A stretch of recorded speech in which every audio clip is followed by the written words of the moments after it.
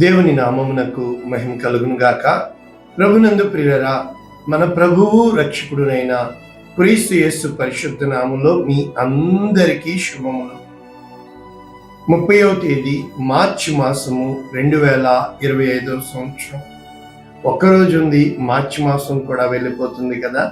అంటే దేవుని మహాకృపను బట్టి మన జీవితాల్లో ఈ శ్రమల కాల ధ్యానాలు ఒక పక్కన ఈ యొక్క రమదాన్ కూడా అయిపోయింది. ఈరోజు దేవుడు నీకు ఇస్తున్న గొప్ప వాగ్దానము, నా ఆత్మను మీ అందుంచి నా కట్టడలు అనుసరించు వారిగా మిమ్మును చేసేదను. నా ఆత్మను మీ అందుంచి నా కట్టడలను అనుసరించు వారిగా మిమ్మును చేసేదను. యెహెజ్కేలు గ్రంథము 36వ అధ్యాయము 27వ వచనం. పూర్తి వచనము ఈ విధంగా ఉంది. నా ఆత్మను మీ అందుంచి, నెంబర్ 1, నా కట్టడలను అనుసరించి వారిగాను నా విధులను గైకొని వారిగాను మిమ్మల్ని చేసేదను. అంటే దేవుని యొక్క కట్టడలు నెంబర్ 1, 2 విధులు, ఇవి 2 ఆచరించేవారుగా మనము ఉండాలి. అంటే ఆయన ఆత్మ మనలో ఉండాలి. ఇది వాగ్దానం. యెహెజ్కేలు గ్రంథం 36:27.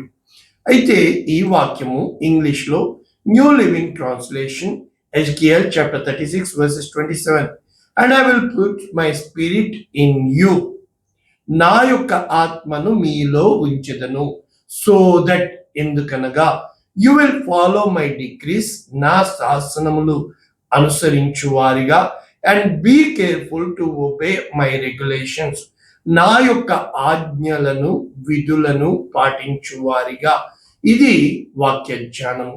అయితే ప్రభునందు ప్రియులరా, ఈ యొక్క యెహెజ్కేలు గ్రంథము 36వ అధ్యాయము మొత్తం 38 వచనాలు కలవు. వారు 2 భాగాలుగా విభజించారు. ఏ విధముగా చెప్పొచ్చు? వీరు బాబిలోనియన్ ఎక్సైల్ అంటారు. అంటే బబులోనుకు వీరు చెరపట్టిబడి తీసుకుని వెళ్ళిపోయిన తర్వాత దేవుడు వారికి ఏ విధముగా విడిపిస్తాను అన్న వాగ్దానముల కొరకు ఇక్కడ చెప్పబడుతున్నట్లుగా చూడగలుగుతున్నాం. నా జీవితంలో నేను అనుభవపూర్వకంగా ప్రతి లేఖనము రుచి చూచి నా జీవితంలో జరిగిందని సాక్ష్యం పలుకుతున్నాను. ఇక్కడ a prophecy to the mountain of Israel, అంటే ఇశ్రాయేలీయుల పర్వతమునకు ప్రవచనము. 1వ వచనం నుంచి 14 వచనాలు 15 వరకు మనం చూడగలుగుతున్నాం. అయితే 16వ వచనం నుంచి a new heart and new spirit, నూతనమైన హృదయము మరియు నూతనమైన ఆత్మ. 16 నుంచి 38 వచనాల వరకు 2 భాగాలుగా ఇక్కడ చేయబడినట్లు చూస్తున్నాం. అంటే ప్రభువునందు ప్రియులరా, మన జీవితంలో ఒక వ్యక్తి దేవుణ్ణి వెతకాలి అంటే అది నీ ఆలోచనలే. ఒక వ్యక్తి చెడిపోవాలన్నా అది నీ ఆలోచనలే. ఒక వ్యక్తి బాగుపడాలన్నా అది నీ ఆలోచించే విధానమే. కనుక ఒక్క ఐడియా నీ జీవితాన్ని మారుస్తుంది. రేపు నీ జీవితం మారాలంటే ఈరోజు నువ్వు చేసే ఒక్క నిర్ణయాన్ని బట్టి నీ భవిష్యత్తు ఆధారపడుతుంది. ఇక్కడ వాళ్ళు పెట్టిన టైటిల్ మనం చూస్తే ట్రాన్స్ఫర్మేషన్ విత్ ఇన్, అంటే నీ లోపల నుంచి మాత్రమే ఈ మార్పు కలుగుటకు అవకాశం ఉంది. అంటే ప్రభునందు ప్రియులరా, ఏ విధముగా మీకు అర్థమయ్యేటట్లు చెప్పాలి అని అంటే, ఫిలిప్పీలకు రాసిన పత్రిక 2వ అధ్యాయం 12వ వచనంలో పౌలు వారు ఈ యొక్క పత్రిక రాస్తూ, నా ప్రియులారా, మీరెల్లప్పుడూ విధేయులై ఉన్న ప్రకారము విధేయత, అంటే నాశనమునకు ముందు గర్వము నడుచును, అవిధేయత. కనుక ఎప్పుడూ కూడా ఒబీడియన్స్, అంటే ఘనతకు ముందు విధేయత నడుచును. కాబట్టి ప్రభునందు ప్రియులరా, విధేయులై ఉన్న ప్రకారము నా ఎదుట ఉన్నప్పుడు మాత్రమే గాక ఎక్కువగా నేను మీతో లేని కాలమందు అని చెప్పుతూ భయముతోనూ వణుకుతోనూ మీ సొంత రక్షణ కొనసాగించుకుని. అంటే మన రక్షణ ఎలా కొనసాగించుకోవాలి? ఇప్పుడు మేమందరం కువైట్లో ఉన్నాం, మా బిడ్డలు ఇండియాలో ఉన్నారు. ఇప్పుడు కోయిట్లో మమ్మల్ని ఎవరు చూడరని మనం అనుకోవచ్చు. మన బిడ్డలు అమ్మా నాన్న దగ్గర లేరని మీరు అనుకోకండి. అంటే దేవుడు నిన్ను చూచువాడుగా, రహస్యమున నుండి తండ్రి నిన్ను చూచువాడుగా, ఏ విధంగా ఒక యోసేపు దేవునికి విరోధముగా నేను ఏ విధంగా చేయగలను, ఒక దావీదు అభిషిక్తుడైన వాణ్ణి దేవునికి విరోధముగా ఏ విధముగా చెప్పగలను అన్న దైవిక తాత్పర్యము కలిగి ఉండి, అంటే దేవుని గూర్చిన భయపడి, అంటే సొంత రక్షణ గూర్చి భయము చెందిన వారమై ఒకవేళ ఈ కార్యము చేస్తే దేవుని ఆత్మ నన్ను విడిచిపెట్టి పోతుందేమో అన్నట్లుగా ఇక్కడ ఫిలిప్పీ 2:13 ఏమంటున్నాడు? ఎందుకనగా మీరు ఇచ్చయించుటకు, కార్యసిద్ధి కలుగ చేసుకుంటకు చాలాసార్లు ఇష్టమైన జీవితం కావాలని కోరుకుంటూ ఉంటాం. మనకి ఇష్టమైన వారు మనతో ఉండాలని కోరుకుంటూ ఉంటాం. ఇవేమీ జరగవని తెలిసినప్పుడు కూడా అందరూ అంతే కదా, నేనేనా అనుకుంటూ సర్దుకుంటూ పోయేవారముగా ఉంటాం. అయితే తన దయా సంకల్పము చొప్పున, అయితే ఎప్పుడైతే దేవుడు నీ పట్ల తన కనికరమును వెల్లడిపరుస్తాడో, కృపని చూపిస్తాడో, నెరవేరుటకై మీలో కార్యసిద్ధి కలుగ చేయవాడు దేవుడే. అంటే నీవు అనుకున్న కార్యములు సిద్ధించాలి, జరగాలి, నీ హృదయ ఆశలు నెరవేరాలి అంటే దేవుని చిత్తాన్ని నువ్వు ఎప్పుడైతే ఎరుగుతావో కొంతకాలం కష్టంగా ఉంటుంది.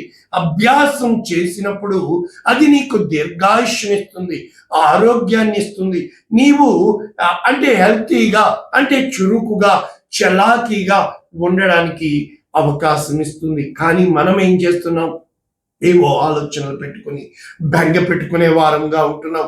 అయితే ప్రస్తుతానికి ఈ వాక్యాలు మనము చూసినప్పుడు యెహెజ్కేలు గ్రంథం 36వ అధ్యాయము మనము మొదటి వచనం నుంచి, నరపుత్రుడా ఇశ్రాయేలు పర్వతములకు ఈ ప్రవచనము ఎత్తి ప్రకటించుము అంటాడు.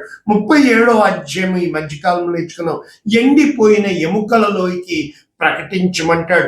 ఇవన్నీ ద సిరీస్ అని చెప్పొచ్చు. 34, 35, 36, 37 అధ్యాయాలు వారి యొక్క దేవుడు తిరిగి కడతానని, కనుక ప్రాచీనములైన ఉన్నత స్థలములను గూర్చి ప్రకటించుచు ఏ విధముగా శత్రువులకి ఆస్పదముగా అయిపోయారో, కనుక ఎవరెవరికి ప్రకటన చేయమంటున్నాడో తెలుసా ప్రభునందు ప్రియులారా? అన్యజనులకు అపహాస్యాస్పదమై దోపుడు సొమ్ముగా విడవబడిన పర్వతములతోనూ, కొండలతోనూ, వాగులతోనూ, లోయలతోనూ, పాడైన స్థలములతోనూ, నిర్జనమైన పట్టణములతోనూ నా జీవితంలో ఈ అనుభవాల గుండా వచ్చినప్పుడు, అయిన వారే వదిలేసినప్పుడు, అంతా అయోమయముగా అనిపించినప్పుడు, దేవుని ఉగ్రతకి స్థానం ఇచ్చినప్పుడు, దేవుణ్ణి ఏ విధముగా వెతకాలో కనుక ఇక్కడ చెప్పబడుతుంది.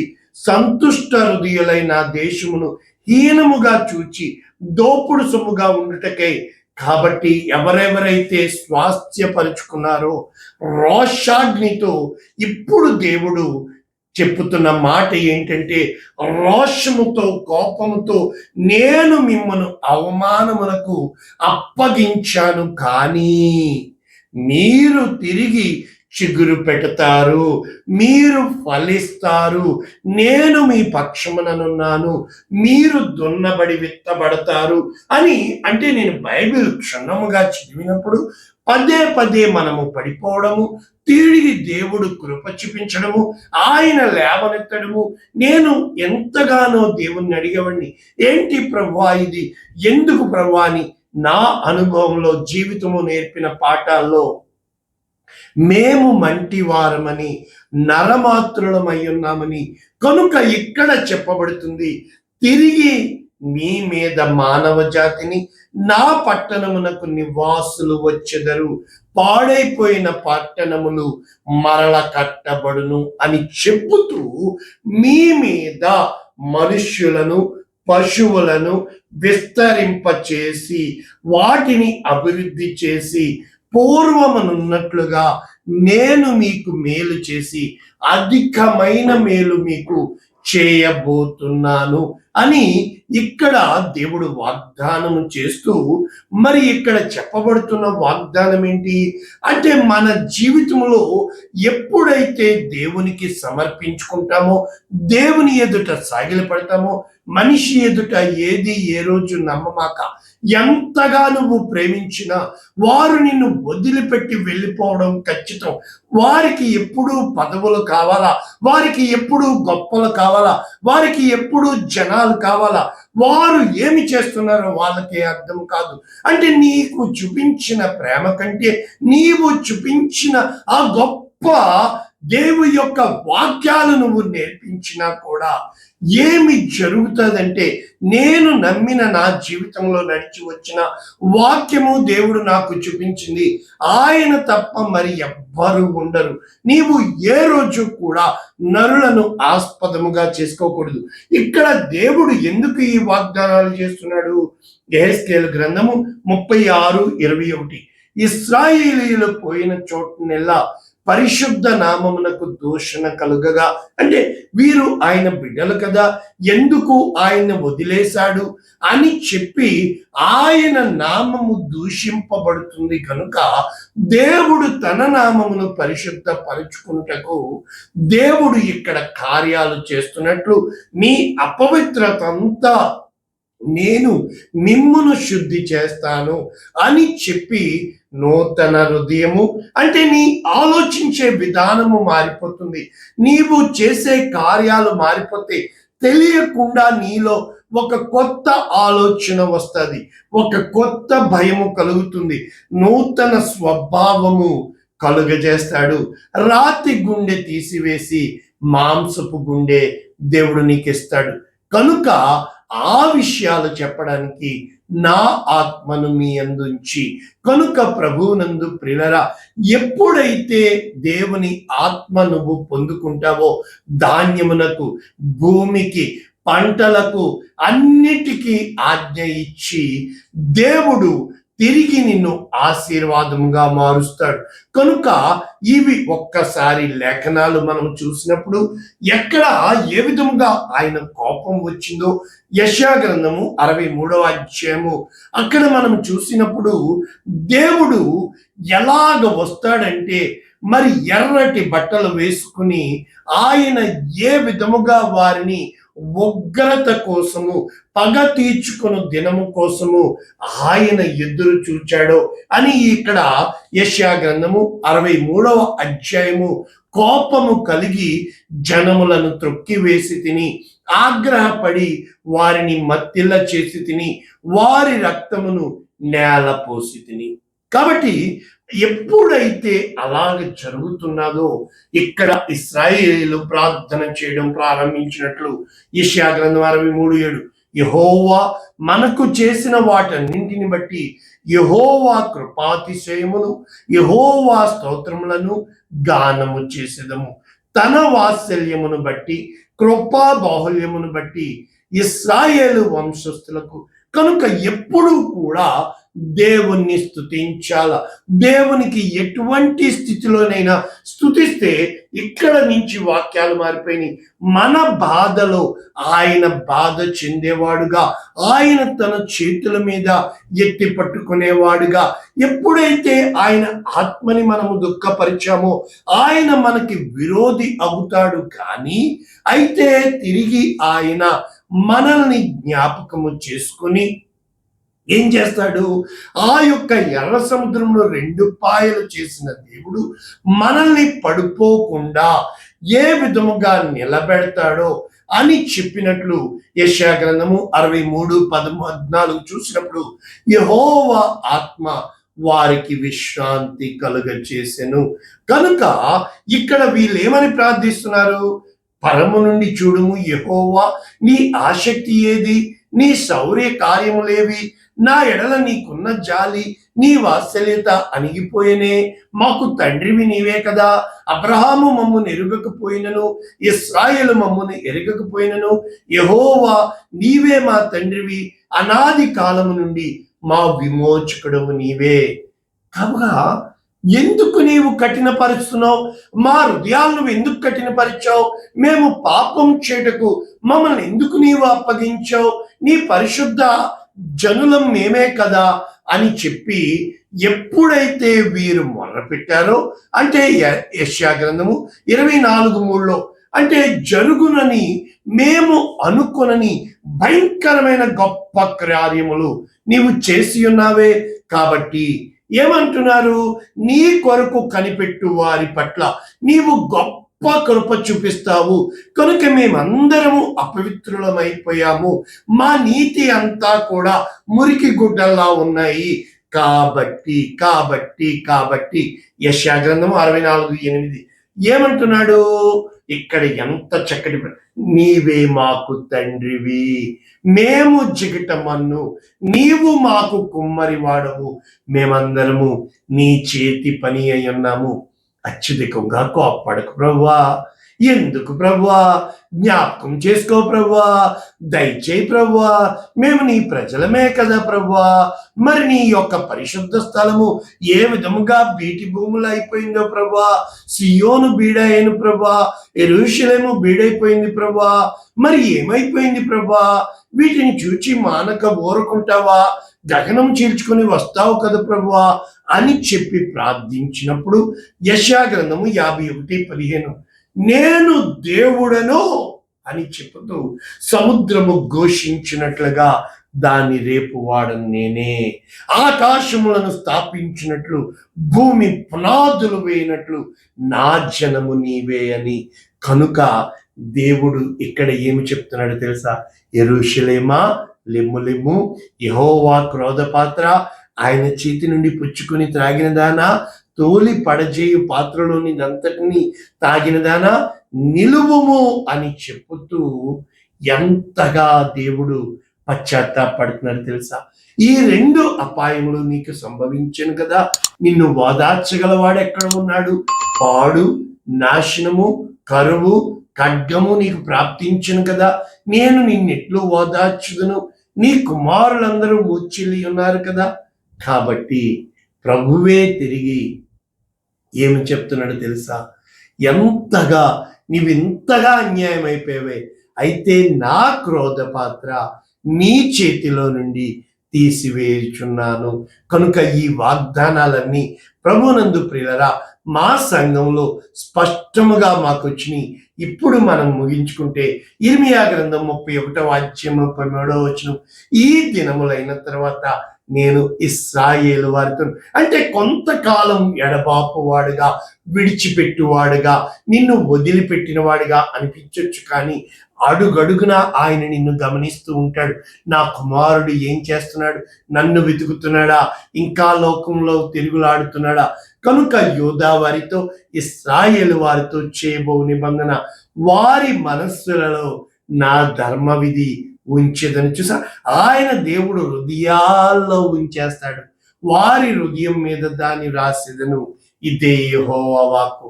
కనుక నేను వారికి దేవుడనే యుందును, వారు నాకు జనులగుదురు, వారు మరి ఎన్నడూ కూడా ఇక నన్ను విడిచిపెట్టరు.